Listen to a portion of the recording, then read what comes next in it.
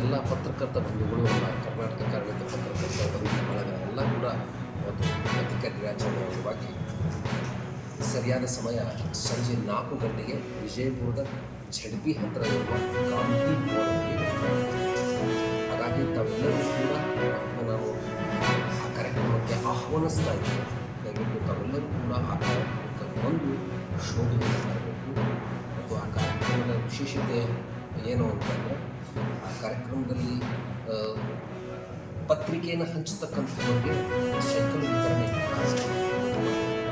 ಅದಾದಮೇಲೆ ನಮ್ಮ police ವರಿಷ್ಠಾಧಿಕಾರಿಗಳಿರ್ತಕ್ಕಂಥ Lakshman ನಿಂಬುರ್ಗಿ sir ಅವರನ್ನು ಸನ್ಮಾನವನ್ನು ಮಾಡಿದ್ದಾರೆ. ಕಾರಣ ಏನಂತಂದರೆ, ಪ್ರಮುಖವಾಗಿ ಏನು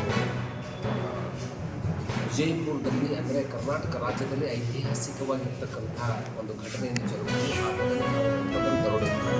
ಆ ದರೋಡೆಯನ್ನು ಭೇದಿಸಿ ಇಡೀ ಪೊಲೀಸ್ ಇಲಾಖೆಗೆ ಒಂದು ಗರಿಯನ್ನು ಮೂಡಿಸತಕ್ಕಂಥ ಲಕ್ಷ್ಮಣ್ ನಿಂಬರ್ ಸರ್ಗೆ ಅಭಿನಂದನಾ ಕಾರ್ಯಕ್ರಮವನ್ನು ಇಟ್ಟಿದ್ದಾರೆ.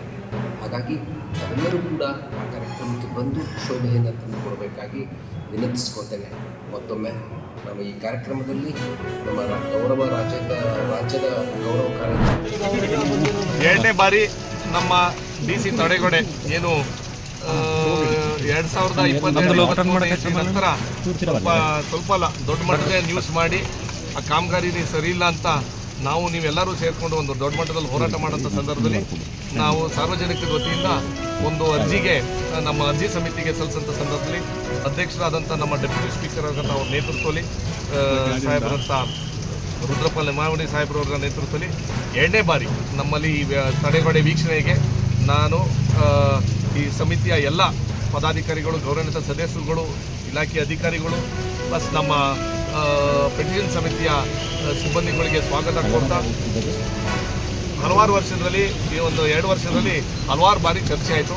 ಮಾತ್ರ ಇಲಾಖೆಯವರು ಒಂದು 2-3 ಸಲ ಬೇರೆ ಬೇರೆ ರೀತಿಲಿ ಡಿಸೈನ್ ತೊಗೊಂಡು ಇದನ್ನ ಬದಲಾವಣೆ ತಂದಿದ್ದೀವಿ ಅಂತ ಪಾಪ ಮಾತ್ರ ಕೆಲಸ ಮಾಡೋರು ಇಲ್ಲ ಅಂತಲ್ಲ, ಮಾತ್ರ ಅವ್ರು ಗ್ಯಾರಂಟಿ ಹೇಳ್ತಾವ್ರೆ. ಅದು ಹೊಸ ಸ್ಟೈಲಲ್ಲಿ ಏನು ಮಾಡೋರೆ ಅದು ಗ್ಯಾರಂಟಿ ಅವರು IAS ಇಂದ ಬಂದು ತೊಗೊಂಡ್ಬಂದವ್ರೆ. ನಮ್ಮ ಅಧ್ಯಕ್ಷರಾದಂಥ ಡೆಪ್ಯೂಟಿ ಸ್ಪೀಕರ್ ಅವರು